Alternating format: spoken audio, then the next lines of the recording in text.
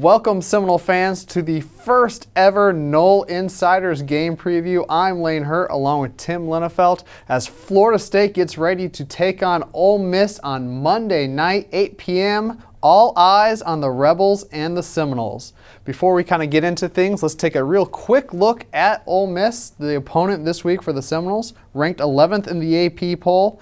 They're in the SEC West, finished 10-3, 6-2 in the league last year. Had 3 first-round draft picks led by Laramie Tunsil. Chad Kelly is, of course, the name you're all going to remember from this Ole Miss team. The quarterback, very, very talented, was at Clemson before he was at Ole Miss. They lost all 5 starters on that offensive line, though, and were top 25 against the run last year.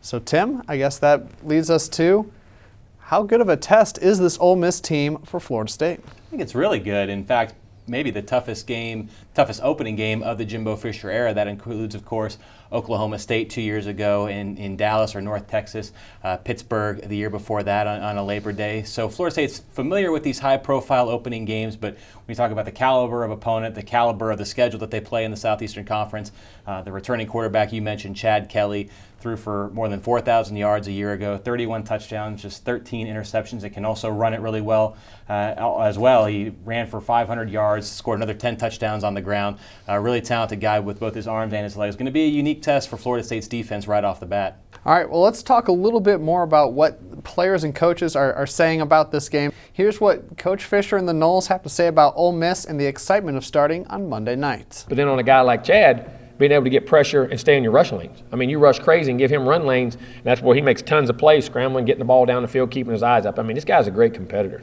I mean, he does a great job with his arm and his feet, and then their receivers are big, they're strong. They come back to the football very well, use their hands very well, very disciplined in their routes. Everybody's watching. Mama's watching, aunties watching, everybody's watching. You know, whatever you do is going to be magnified. So, you know, is either you coming to play or you ain't. And I just feel like, man, if you can't get ready to play for that game, football not your sport. And I just put it like that. But, man, we're going to be ready to go. Tim, obviously from a Seminole standpoint, they're not overlooking this team. A lot of respect for Ole Miss. Yeah, and I think you have to. Again, that record speaks for itself, 10-3. Not just that, they played Oklahoma State in the Sugar Bowl last year and really had their way with them, beat them soundly. I want to say the score was 48-20, something like that. It was not really a close game, so they ended the season on a high note. A 10-win season for Ole Miss, their first in quite some time. First back-to-back seasons with 9 wins in quite some time. And Coach Hugh Freeze, if you're into recruiting and you follow recruiting rankings and things like that, Ole Miss is always near the top, which is reflected, of course, in those 3 first-round draft picks from a year ago. So while you may not know all the names on the roster, you know that they have some talented guys and probably guys who are looking to introduce themselves to the nation at Florida State's expense on Monday. One thing we want to do this year in Nole Insiders is take you inside the numbers a little bit more. So thanks to our friends at Pro Football Focus, we're going to get a little analytical with you each week with our stats of the week. Obviously no games played yet, so this is stuff from last year, but here's what Pro Football Focus gave us on Dalvin Cook and Chad Kelly. We begin with Dalvin Cook, and according to Pro Football Focus, 698 of his almost 1,700 yards was gained running behind or outside the left tackle, 396 behind the right tackle or outside the right tackle. That's more than 1,000 yards rushing, 65% of his total outside the tackles. Sounds to me like you're going to see Dalvin Cook running outside on Monday. And the other important thing to note there, and the guys at Pro Football Focus did a good job of noting this as well, is that Ole Miss is going to be starting 2 new cornerbacks. At least we expect them to start 2 new cornerbacks. And both those guys are going to be responsible for trying to hem him in when he's running to the outside. It's a tall task for their first assignment, given their new roles. Moving on to Chad Kelly. Probably not that big of a surprise when it comes to quarterbacks, but when Kelly was not pressured, he was very, very good. Completed 68.6% of his passes for nearly 3,000 yards. But when he was pressured, you see a tremendous difference. 55.3% completion percentage, 1,000 yards. Obviously, this is a guy you want to get to. Yeah, and the numbers also show it's not enough just to blitz Chad Kelly, because he can beat those. Those blitzes have to get home. They have to affect him, get in his face, adjust his throwing angle, that sort of thing. That's how you throw him off his game, because otherwise, again, like we talked about earlier, if you let him slip outside of that blitz and he can get outside, he can either look downfield and create a throw, or he can take off running. So those blitzes have to get home. They have to get a hand on him and actually affect him.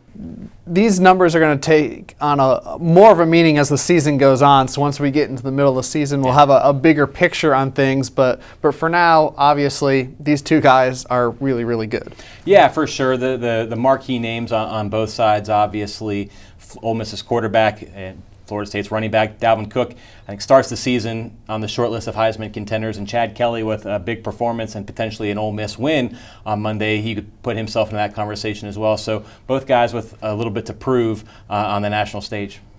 Now that leads us into our matchup of the week, and a lot of different ways we could have gone with this, but we decided that Marquise Haynes on the defensive side, defensive end for Ole Miss, versus either Rick Leonard or Brock Rubel at right tackle, or if he goes up against good on good, you have him against Roderick Johnson on the left side.